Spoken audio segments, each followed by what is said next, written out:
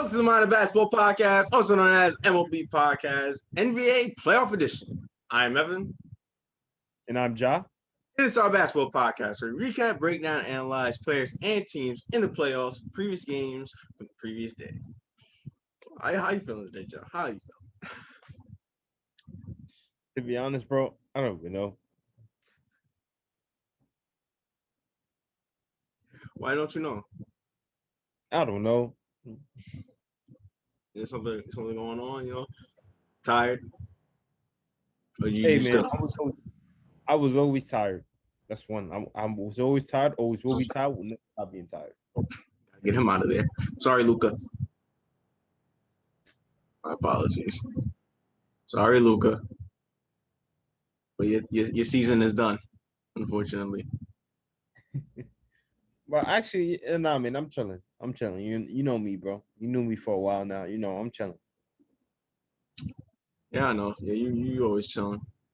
Yeah. No matter how bad your day might be, I guarantee you it's better than their day. I can guarantee you your day is better than their day. Not his day. Well, we'll see about tonight, but the Bucks day. Because the Bucks look to bounce back against the Brooklyn Nets in game 2. And it did not go their way in the slightest. In the slightest. From midway to the first quarter to the end of the game, it was the Brooklyn Nets. Through and through. Them boys.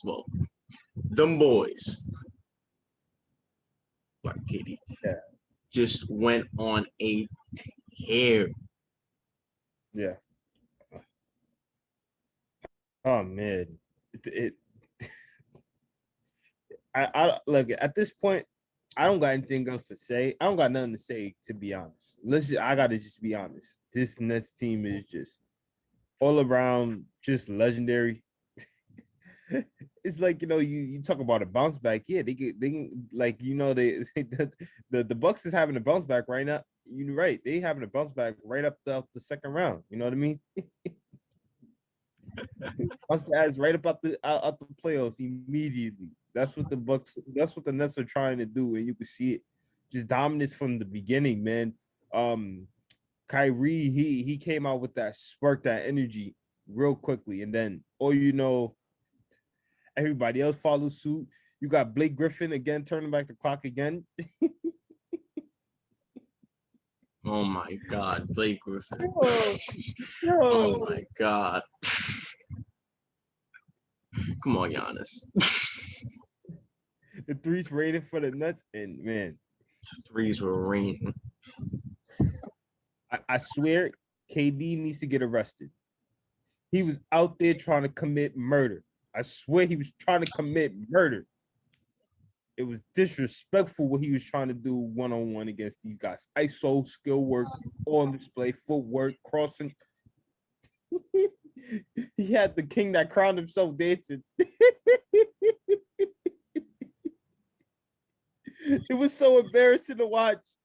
Oh, man. Yeah, KD, he's unstoppable. He can really be unstoppable. Kyrie as well. He had Giannis dancing too. Yeah. I mean, it was a wild night in Brooklyn for the Nets. I mean, everybody had it going. Not just KD, not just Kyrie. Joe Harris, Bruce Brown, Blake Griffin. Yeah. I mean, it was just their night. It was their night. Bucks, it was not their night. They were struggling. They couldn't do anything offensively. Yeah. Anything defensively, obviously. It was really bad. It was really bad for the Bucks. Yeah. And it's crazy because they started off the game. They started off the first 3 minutes of game real well, keeping up with this. Yeah. 3 minutes. And he said, okay, it may be a fun game. And then it was like, oh, we gonna do with chat what we gonna do. Then the next time we gonna do to you what I did to Miami. We gonna keep it a close game in game one, and they basically play out well for the rest of the series. So disrespectful, man. I mean, that was tough to watch. That was really tough to watch. But Yeah. picked them to win this game. I look like a fool. And it goes to show you how good this Nets team is. No matter if they have Harden or not, they just have so many weapons, and they can just be really dangerous. Mhm. It's almost scary. Actually, no, it is scary. It is very scary Yeah, when those guys on that team can just put on a performance like that against a really good Bucks team. yeah, man. It's crazy. It's just crazy. Wow. And you gotta respect a team like the Nets, whether you like them or not. You know what I mean? To have that much talent, like you could really go really far with this. Like you could really likely win the championship with this roster. You know what I mean? And the way that all the players, the way that they could just kill you from so many ways, just like what you just said, they kill you from so many ways. It's like you gotta always be on your feet. You gotta be on your P's and Q's, and it's just like even if you doing all the right necessary things, it's just like the unfortunate reality is that there's a likely chance you still can't beat them. And that's what's unfortunate for most of these teams. Yeah, and Bucks saw that firsthand in game Exactly. 2. In a blowout win, a dominating performance by this Brooklyn Nets team. They beat the Bucks and get the home sweep, and now up on the series 2-0 going into Milwaukee. Oh, right on cue. The Denver Nuggets in the first game of their second round going to Phoenix, Arizona to battle the Phoenix Suns. And man, was that a amazing first half of basketball for both teams. Yeah. I mean, it was no team could get out to a lead. The Suns were trailing for most of that. The Nuggets were playing great basketball. Jokic was playing great. I mean, they had a lot of 3-point shooting going on for them. Yeah. Um, the Suns, it took them a little bit to get it going from 3-point land. Then they started to get it going, and they really got it to get it going, which they're gonna talk about a little bit later. And like I said, this is high action. Ayton was playing great, and I'm gonna get to him more later. Jay Crowder's playing great. Chris Paul was struggling for most of that game, but we got to talk about when he wasn't. Devin Booker playing great, and yeah, this was really just fun to watch, really, from both sides, Suns and Nuggets. And And man, yeah, what yeah. Go on. I'm sorry. I I'm was just gonna sorry. say, the Nuggets up by 1 by halftime, but you can talk now. Yeah, I was saying I have to agree with you, man. That first half was really like was really a close battle. You know what I mean? And it just shows you. Well, before the second half occurred, it was just showing you what to expect from a playoff series like this. You know what I mean? Like two teams have a lot to prove and stuff like that, trying to make some noise this season, especially in the Western Conference, in which they have eliminated like their top dog in terms of the Lakers and stuff like that. Now we seeing who's going to be the newly crowned king of the West, and they're battling it out for this, and I like it. Yeah. Also from the Nuggets, Michael Jr. was having a great game. Campazzo was just being a pest defensively, intercepting everything Yeah, and just getting in the passing lanes. Also getting good looks and open shots and hitting his shots. I mean, he had a great first half. He really did, yeah, and we talked about that. You more than me about how much of a pest he can do and how the dirty work that he can do for this Nuggets team and how well he's been playing. exactly. Um, Yes. and the third quarter hit, and the Suns went cold at the start of the third quarter. the Nuggets went on their run. And after that run, the Suns just took over. Took over. Mikal Bridges was unstoppable in that third quarter. Yes, he was. I mean, my God, was he just playing great? I'm knocking down threes, getting layups. Not only him, Jay Crowder, his three-point shooting. Yeah. I ain't want to talk about Cameron Payne, who's been playing great all these playoffs. Yeah. We talked about mainly the matchup between Jokic and Ayton. And Ayton's performance in these playoffs so far has been amazing. I've loved how he's been playing. And we've talked about it a lot in the regular season with the addition of Chris Paul. We wanted to see him play more aggressive. We wanted to see him really showcase his skill set and really showcase how great of a player he is. And he's been doing that throughout the regular season. You can see it. You can see the potential. You can see when you watch the games, and then now in the playoffs. I mean, look who he has to go up against. He went up against Anthony Davis. Now he's going up against Nikola Jokic. And in this game, he won that matchup. Yeah. No question. No question. Yeah, Jokic struggled in that third.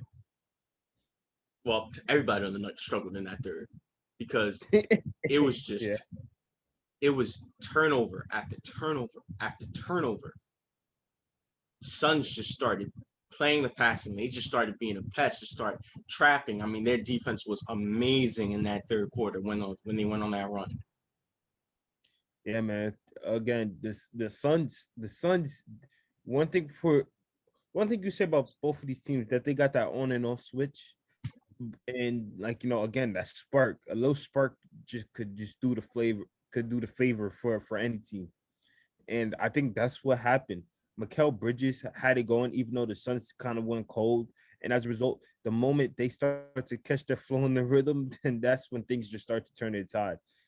And for the Nuggets, it just couldn't be said the same. Again, when your leader and your best player is kind of struggling in the important parts of the game. Well, every part of this game is important, but the third quarter is needed. The third quarter is needed, especially in today's NBA. And when your leader is having a struggle in that, it's going to be kind of tough for you to come back into it. But here's my thing: you talk about the matchup, the big man matchup, and man, what a special, perfect way to establish yourself in terms of your individuality, in terms of your skill set and everything.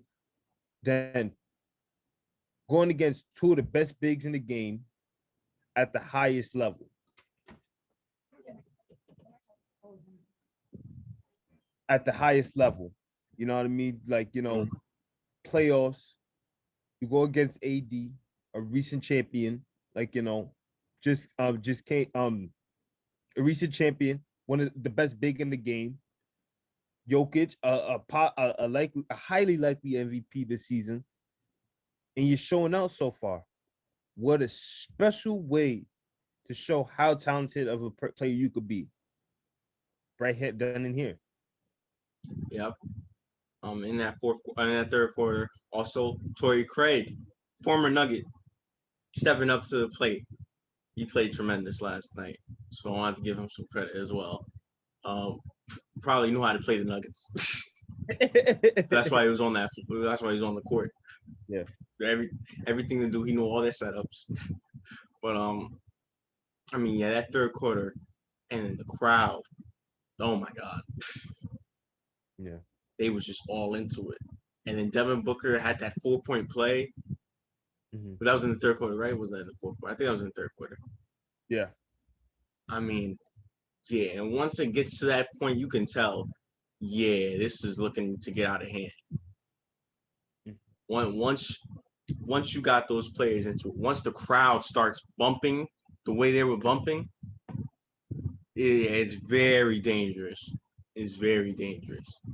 And through all the plays that we mentioned, and all that happened in that third quarter with their defense, their three-point shooting, their fast breaks, We didn't mention one player. That's Chris Paul. Mm-hmm. Then in that fourth quarter, Chris Paul took over. He took over. Now, the first 3 quarters, he did not play his best. He was struggling shooting the ball. In that third quarter, the start of it, I mean, he missed 3 straight buckets. Like it wasn't looking well. That fourth quarter hit almost like instant. Back to the Chris Paul we knew. Back to the Chris Paul we love. Fourth quarter Chris Paul, dominant. Playoff Chris Paul, dominant. Playmaker Chris Paul, dominant. Point guard Chris Paul, dominant. I mean, it was special to see.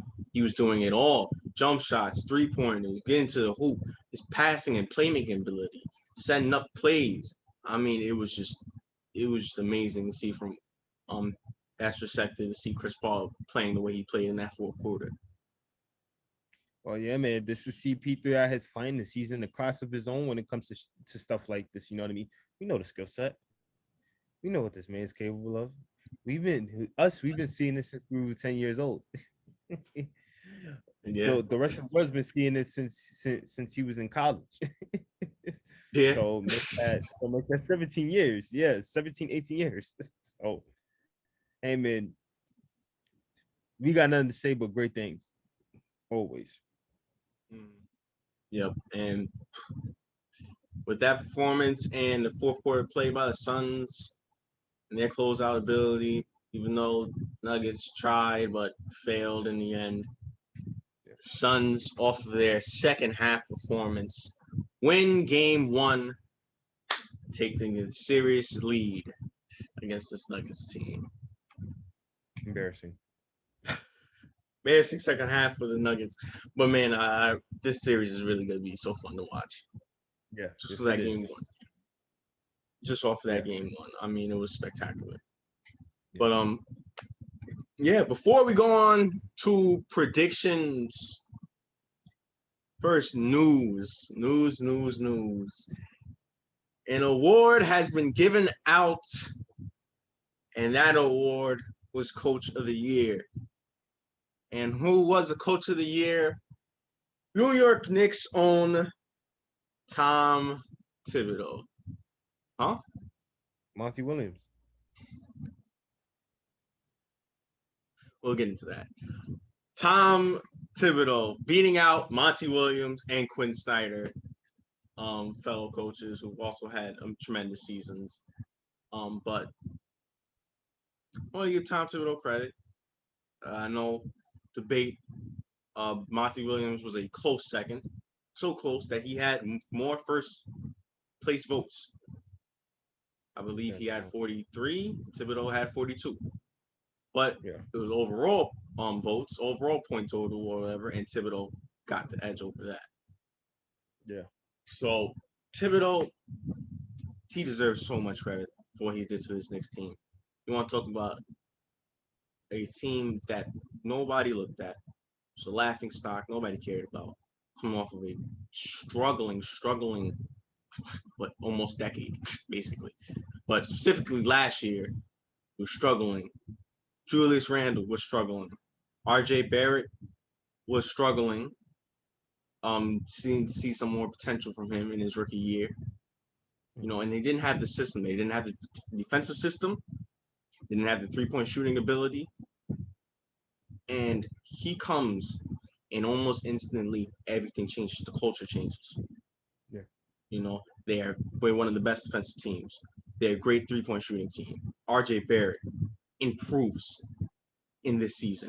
Julius Randle improves mightily, all-star, possible all-NBA, and most improved player of the year. Yeah. The credit goes to Tom Thibodeau. Most of the credit really does go to Tom Thibodeau. Yeah. And I understand because I want to give respect to Monty Williams because he if he would have won, he would have been well deserving too. Because he had a tremendous season as well. And maybe you want to go into that maybe. Nah, man, I was joking around a little bit, saying some dumb stuff, but Tom. Look, I don't say I hear what people saying, talk about how like, oh, Monty probably got robbed or something. I said, no, Monty didn't get robbed. This is a welfare game right here. When you look at it again, Mm. you look at the Suns situation, and then you look at the Knicks situation. The Suns just came up for the fact that they was fighting for a playoff spot just last year. Just missed it by how many games? Like probably like 1, 2 games. They just missed the play-in by a game because the Nets lost to the Blazers in that final regular Exactly. season game in the bubble. Exactly. Exactly. Went undefeated in the bubble. Monty Williams did his thing becoming the coach of that team that at that time. And that's the reason why they came so close. You know what I mean? Well, And then that was Alvin. That was Alvin. Alvin Gentry. Yeah, that was I thought it Alvin was Monty. Gentry. But then they come into this season, they acquire Chris Paul. And We Jay already know, Crowder. yeah, and Jay Crowder. We already talked about how the fact that this team is on the roster already. You add Chris Paul, that's it. What we said, that was an immediate playoff contending team from that point on. Mm. So this was kind of expected.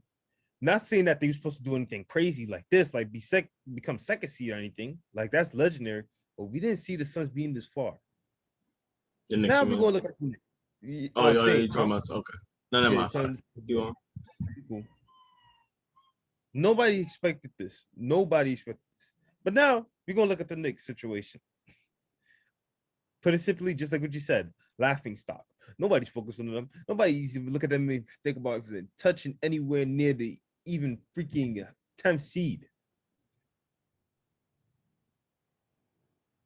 Everything going on toxic in that organization. James Dolan, thing, their front office, no changes. Like their player development. Like there's some guys in their team that young, but yet they're not getting much time. There's some promising plays, but there's no true star in the team, no nothing. People's like they're gonna be back in the lottery just like how they've been in for like the past couple of years. Then they required Thibodeau. Julius Randle, just like what you said, Julius Randle improves mightily, even though I feel like he always had this kind of game. He took it to a different level this time. You talk about the fact of RJ Barrett improving his game, looking like a solid scorer each and every night, even though he's been kind of inconsistent. Talking about requiring Derrick Rose to come back to New York after they let him go a long time ago. You talk about Alex Burks. You talk about Nerlens Noel. And you got to also mention the fact that they did most of this without Mitchell Robinson. Mm-hmm. The Knicks shocked a lot of people being that 4 seed. Don't get me wrong, Trae Young kind of disrespected John, ended that all the way. But yeah, this was not expected by the Knicks. So in my opinion, it's well deserved. And Thibodeau deserves majority of that credit. Changed up everything. Mm-hmm. And yep, you hit the nail on the head about why Thibodeau deserved it over Monty Williams. I believe the strongest point of Monty getting over Thibodeau is that Monty is in the Western Conference, which is a tougher conference. However, Monty has better players, has a better team, coming off of a team, like you just said, went undefeated in the bubble. So they was already projecting to go up. Yeah. Now adding Chris Paul, yeah, I guess that don't make a difference. So yeah, I don't think Monty got robbed. I think people just like throwing that word out there. I think a robbery would mean that Thibodeau didn't deserve it at all. It should have 100% went to Monty Williams. Exactly. And that's not the case. Also want to give credit to that man's head coach, Quinn Snyder, who I believe deserves a lot more credit. Yeah. Because you want to talk about, they were the 6th seed last year. Yeah. Blew 3-1 lead. Come back, almost the same identical team. Same players, same system, same coach, obviously. And it's just improved vastly. Best team in the league. They win in so many different ways. They have so many different players and systems, and they don't rely on Donovan Mitchell that much. Obviously, he's their best player, and their best chance to get and win a championship is with him. But yes, but they can win with him not having the best performance or relying on him so much because they have shooters, they have great defenders. They have Yeah. great inside scores. They have great ball movement. They were so great that they were able to maintain the number one seed with Donovan Mitchell out for almost a month. Yeah. Hell yeah. And this is what you talk about that team. It's just the fact of versatility. They're so versatile. They're diverse and versatile in so many ways. Again, their personnel is amazing. From the coach to the players to their abilities of what they could do on and off the floor each and every night is the reason why they deserve that number one seed and why they're arguably the best in the league. Yeah.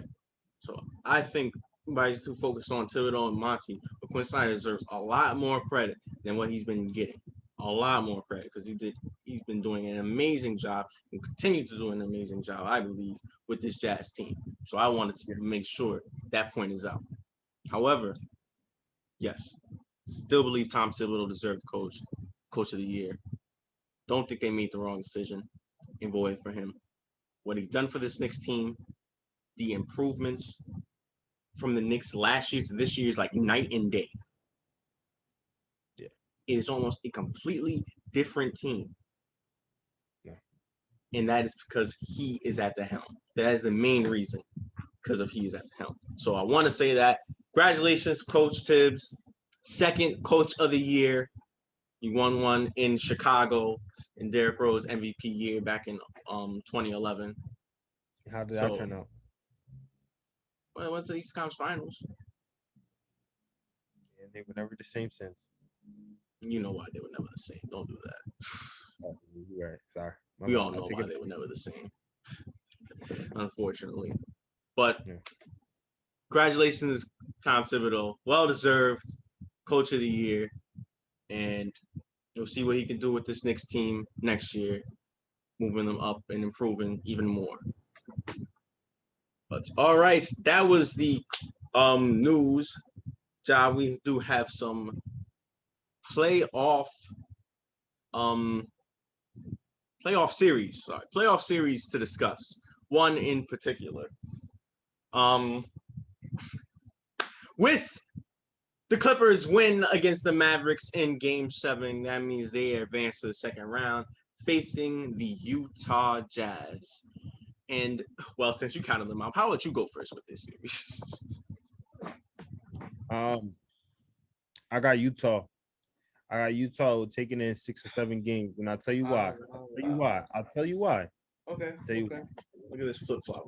tell you why.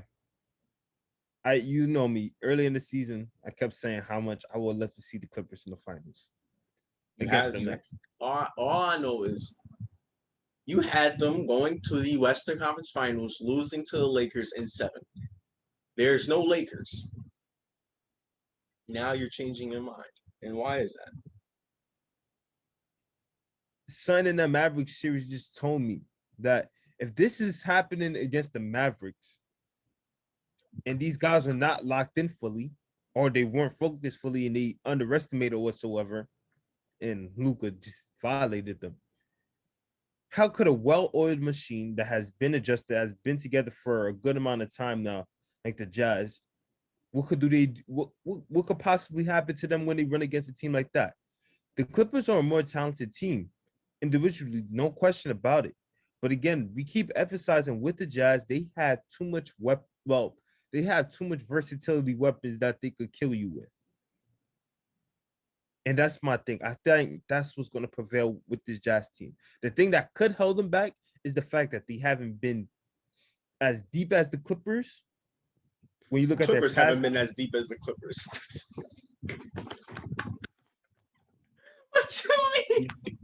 well, Yeah, they haven't been that deep. The Clippers never went to the conference finals. right. You're right about that. You're right about that. But I mean, it's I know what you mean. Like the guys on the team have been deep. yeah. Rondo, Paul George, Kawhi, Marcus Morris. Those guys have been deep. So I get what you're saying. Yeah. But like, this Utah team, it looks like they're well, don't get me wrong, every team is out to prove something, but these guys, you can see it in them, and you can see that they're really willing to put everything out there on the line to try to get there. And I feel like that's what will persevere for them. sometimes, like, they always say you can't be natural talent, but sometimes, again, when you have a good enough, enough oiled machine team, sometimes that well-oiled machine team could just come out here and shock the whole world by being out a talented team that you wouldn't think they have a chance against. And that's the reason why I got the Jazz. You stole my explanation. That is 100% the reason why I got the Jazz and why, unlike him, folks, I stuck with my prediction because I had the Clippers beating the Mavs, stayed true to that, and check the tape. I still would have had the Jazz beating the Clippers. I've always had the Jazz beating the Clippers. That was my shocking prediction. At the Jazz beating the Clippers in 7. And yeah, that is everything that you alluded to. Everything that you alluded to. The way that they can beat you, the well-oiled system that they have, the chemistry that they have, the coach that they have, bench that they have, shooters that they have, star that they have, defense that they have. This team is really, really well orchestrated. And I think they are going to surprise people because obviously with the Lakers out now, the Clippers with their talent, they've become favorites to come out the West now. I think underestimating this Jazz team as everybody has been doing this entire season, and they're going to shock people. Yeah. And that's why I got the Jazz in 7. Well, thank you. Braun picks a bonus over me. Cool. That is not the reason why. That's not the only reason. But they've been doubted this entire season. But that's not the only situation there. So yeah, Jazz in 7. But I'm looking forward to a great series. But speaking of series, predictions for tonight's set of games. Game 2 first, 7:30 TNT. Coming off their upset, winning game 1, holding it down after that, almost collapsed in the fourth quarter. The Atlanta Hawks look to take another game in Philadelphia against the 76ers. Who do you got? I got Philadelphia with the bounce back. I got Philadelphia to bounce back as well. Hopefully they don't have a terrible start like they did in game 1. They need to control the ball a lot more because they had a lot of turnovers, which led to Atlanta points. I think that's one of the main reasons why they lost in game 1. Also, they got to shoot the ball better as well. Yeah. So yeah, they also got to find a way to stop that screen and roll between those guys. Also got to find a way to stop Trae Young, but I don't know if they will. Just put Ben Simmons on him. Have him fight over screens. Yeah. Even though I don't think that's gonna work. But next, 10 o'clock TNT. Right after that, the series that we just explained. First game 1, the Los Angeles Clippers going to Salt Lake City, Utah to battle the number 1 seeded Utah Jazz. Who do you have in game 1? For this one, I'm going to fail. I feel like the Clippers are going to pull an upset on the road. I mean, that wouldn't really be upset, but I see what you're saying. When everybody else's eyes wouldn't be upset. I guess in terms of seeding, 4th and 1, that would be upset. But I'm gonna disagree. I got the Jazz taking home game 1 on their home floor. And I cannot go against you with that. Yeah, because now you hate the Clippers. Embarrassing people. Well, maybe you're right. Maybe they did expose themselves against the Mavericks in this series. Yeah, because I wouldn't want to use that as an excuse or anything, or to say how I'm judging that based off it. But it's just like, hey, man, look it. You've been getting all this hype about being one of the best teams in the league, which you are, and having the great ability to do that on both ends of the they're having the great ability to do it on both ends of the floor, especially on the defensive end. Mm-hmm. How could you make a team like the Mavericks just like, again, a team that everybody felt like you should have dusted like in probably like 5-6 games? How do you make them take you to a game 7 and you lose on your home floor to them twice or 3 times? 3 times. 3 times. Yep. Like that that just like that you just it reminds me a little bit of how they was, how like, they were so focused on the Lakers, the Battle of LA, that they got dusted by other teams. No, they got dusted by the Nuggets. They got dusted by the Nuggets. Well, they nearly got dusted by the same team that they beat this year. So yep, you're right about that. They got a history of doing this again. They lose focus on what's right in the moment. Yep. But we'll see. Clippers, as we mentioned, has never been to the conference finals, West Conference Finals. Not this Clippers team, not last year's Clippers team, just any Clippers team. Yeah. They've never. Not the Buffalo Braves. Maybe things can change. They are the favorites now to come out the West with the Lakers out. And with the stars they have, Kawhi Leonard and PG. And we'll see what happens. Do I think that's going to happen? Obviously, I picked the Jazz, so no, I don't. But maybe they can prove the doubters wrong. Yeah. All right. I think it's time to wrap things up, Ja. Final thoughts on anything? No. Congratulations to Tom Thibodeau. You know what I mean? What a way to turn the sorry ass crowd into a FU crowd. The Knicks were always like that, though. Knicks fans were always like that, even when they were losing. But yes, congratulations, Coach Tibbs. Congratulations to the Suns. They're dominating second half win against the Nuggets. Really looking forward to that series. I really think this thing is going to be very fun to watch. Yep. Oh, yeah. But all right. That being said, thank you guys for watching today's podcast. Make sure to tune into tomorrow's podcast. Make sure you like, share, subscribe, comment, support the channel, give us feedback, all that good stuff. And also follow IG and our TikTok down in the description below. Yes. And once again, I am Evan. I'm Ja. This is Mind of Basketball Podcast. Fine. Awesome. Playoff edition. Getting ahead of yourself. Playoff edition.